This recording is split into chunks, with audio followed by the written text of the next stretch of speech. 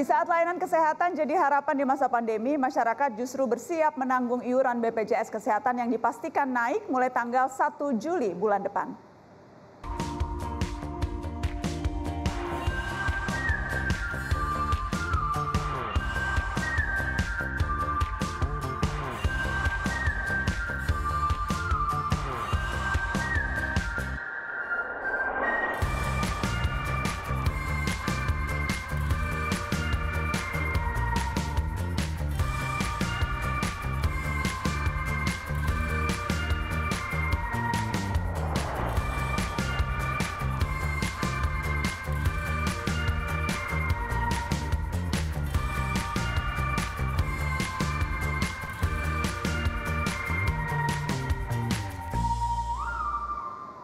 Saya sudah terhubung dengan Kepala Humas BPJS Kesehatan M. Iqbal Anas Ma'ruf. Selamat malam Pak Iqbal. Selamat malam Mbak Nana. Saya juga tersambung dengan Tony Samosir dari Komunitas Pasien Cuci Darah Indonesia. Selamat malam Mas Tony. Selamat malam Mbak Nana. Saya ke Anda dulu Mas Tony, yang jelaskan komunitas Anda yang waktu itu menggugat Perpres kenaikan BPJS dan kemudian menang, tapi sekarang kemudian akhirnya mengajukan gugatan lagi karena walaupun menang di Mahkamah Agung, pemerintah kemudian mengeluarkan peraturan yang baru yang akhirnya membuat mulai bulan depan iuran BPJS naik. Iya, benar Mbak Nana. Jadi pada sekitar beberapa minggu yang lalu kita memang mengajukan hak uji material ke Mahkamah Agung terkait Perpres 64 tahun 2020 tentang kenaikan iuran. Seperti itu Mbak Nana. Dan bahwa sekarang setelah menang tapi terus kemudian akhirnya akan naik lagi. Jadi Anda menggugat lagi ini Mas Tony? Betul, kita menggugat lagi, kita menguji lagi. Begitu. Karena kita tahu kan bahwa di dalam rekomendasi dari MA sendiri, ya di situ ada pendapat MA mengatakan bahwa akar masalah yang terabaikan yaitu manajemen atau tata kelola secara keseluruhan gitu BPJS Kesehatan. Jadi kita membuktikan itu. Jadi harusnya kan pemerintah mendengarkan pendapat MA sebelum menaikkan iuran itu kembali, seperti itu Mbak Nana. Jadi kita menguji apakah sudah ada perbaikan pelayanan. Ini kan kita tahu bahwa BPJS itu sudah berulang kali disuntikan dana, tapi tetap defisit ya. Untuk itu kita berharap perbaikan dulu internal manajemen mereka, kualitas layanan, barulah kita berbicara tentang angka iuran gitu. Karena meski iuran tetap naik sekalipun, kami pastikan akan tetap defisit selama tidak ada perbaikan tata kelola manajemen dengan baik. Seperti itu Mbak Nana. Selama ini penilaian Anda terhadap pelayanan BPJS seperti apa? Dari segi respon, dari segi tindakan, obat, dan secara umum bagaimana?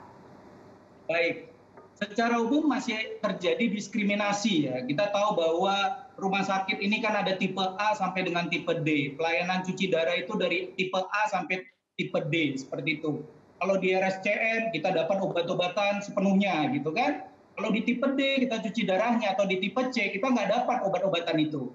Ya, nah kita menilai bahwa kita bayar iuran sama, ya, tapi pelayanannya yang didapatkan itu berbeda. Kalau berbicara tentang insuransi swasta, ya, kemanapun rumah sakitnya, meskipun di ujung negeri sekalipun, kalau obat itu tersedia kita tetap dapatkan. Berbeda dengan di asuransi sosial BPJS Kesehatan, ya, terjadi diskriminasi, artinya kita bayar sama tetapi pelayanannya berbeda yang didapatkan. Kita bisa cek lab di RSCM misalnya, rumah sakit umum pemerintah, tetapi di tipe D, di tipe C kita tidak bisa mendapatkan itu. Hal ini sudah kita berikan masukan kepada Kementerian Kesehatan. Beberapa waktu yang lalu saya stakeholder meeting bersama BPJS Kesehatan juga, sama Kementerian Kesehatan. Persoalan ini sudah serius kami sampaikan sebelum kami melakukan gugatan dan langkah hukum.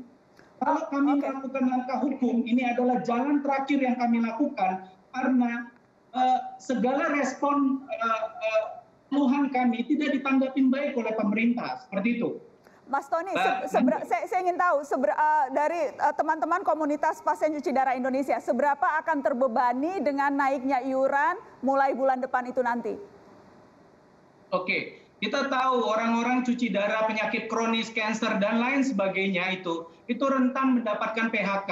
Ya, saya sendiri mantan pasien cuci darah yang sudah melakukan transplantasi ginjal. kalau kepala rumah tangganya ikut ter-PHK, ya, istrinya tidak bekerja dan dia akhirnya ter-PHK dari pekerjaannya, tentunya dia akan membayar iuran BPJS itu secara mandiri. Katakanlah orang-orang menganggap kenapa nggak turun kelas 3, kenapa nggak turun PBI saja. Tidak mudah untuk turun ke penerima bantuan iuran. Begitu juga kelas 3. Meskipun kelas 3 ada anak 3, istri 1, kepala rumah tangga 1, itu biayanya bisa mencapai 2,1 juta untuk 1 tahunnya. Tentunya ini akan berdampak kepada sosial ekonomi pasien sendiri. Dan ini banyak kita jumpai. Seperti itu Mbak Nana. Jadi kami meminta kepada pemerintah agar mengevaluasi. Kita tahu pada Agustus kemarin tahun 2019 Kementerian Sosial itu memutus ya melakukan cleansing data terhadap 5,2 juta PBI penerima bantuan iuran BPJS-nya. Itu yang terkena adalah teman-teman kami yang pasien-pasiennya yang miskin seperti itu. Nah, kita mau BPJS ini tetap sustain, sehat, tetapi juga tetap memberikan pelayanan yang maksimal seperti itu, Mbak Nana. Baik, Pak Iqbal silakan ditanggapi Pak Iqbal. Ya, tentu kita berterima kasih atas masukan dari teman-teman KPJD.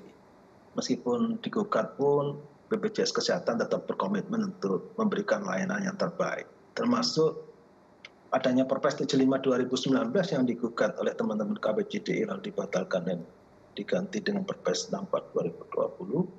Di sana sebetulnya untuk pasien cuci darah sudah diberikan kemudahan yang dulu harus kembali ke FKTP setiap 3 bulan.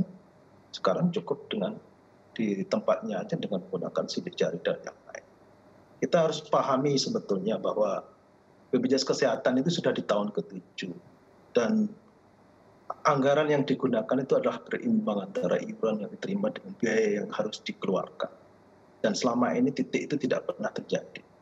Lalu ada peserta mandiri yang sebetulnya dihitung dengan aktuaria yang sekarang ditetapkan nanti di Juli 150.000. Itu hitungannya 286.000.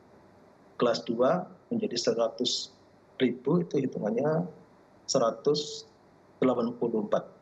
Lalu di kelas 3 137.000 tapi ditetapkan 25.500. Dan angka 25.500 itu tidak pernah berubah sejak awal JKN ini dimulai di 2014. Dan pemerintah mengintervensi dengan Perpres 75 2019 per 1 Agustus 2019. Itu diberlakukan untuk PBI, APBN dan APBD pusat. APBD daerah ditanggung semuanya oleh pemerintah. Demi apa sebetulnya? Untuk memastikan di klausul Perpres sebetulnya clear bahwa untuk kesinambungan program dan memperbaiki kualitas layanan. Kita jangan suka mencampur adukkan antara sesuatu yang fundamental dengan memang ada titik-titik kritis dalam pelayanan publik, termasuk soal rumah sakit, ketersediaan vaskes dan yang lain. Oke, bagaimana dengan tata kelola BPJS Pak yang dinilai masih belum ada perbaikan? Ya, itu kan bisa artinya kan asumsi ya. Artinya clear ketika ada Perpres 75 2019 itu hasil dari audit BPKP secara populasi untuk sumber rumah sakit dan fasilitas kesehatan, termasuk kantor cabang BPJS. Apa maling semua di BPJS itu misalkan dicek? Kan tidak. Ketika Kementerian Keuangan mendorong untuk dilakukan perubahan Perpres 75 2019 itu atas dasar audit BPKP yang menyatakan di sana ada hal-hal yang memang harus diperbaiki. Salah satunya yang fundamental adalah soal besaran iuran. Pemerintah berkontribusi besar, Mbak Nana. Jadi kadang ini yang sering tidak diingat orang. Ada 132 juta yang di-cover secara gratis, artinya biaya dibayar oleh pemerintah. Nanti di Juli, pasien peserta mandiri kelas 3 itu dibantu iuran sebesar 16.500 per jiwa per orang. Dan jumlah kontur dari kepesertaan JKN adalah 69% itu di kelas 3. Lalu 15% itu ada di kelas 2 dan kelas 1 adalah 16%. Itu seperti itu kondisinya. Baik, nanti saya akan lanjutkan karena saya juga nanti akan minta pendapat dari Mas Arief ketika kemudian ada yang menilai wah ini pemerintah tidak taat hukum, mengakali aturan ketika sudah dikeluarkan Perpres, dibatalkan MA, dikeluarkan Perpres yang lain. Apakah memang betul persepsi itu berusaha mengakali aturan? Tolong nanti dijawab setelah pariwara, tetap di Mata Najwa.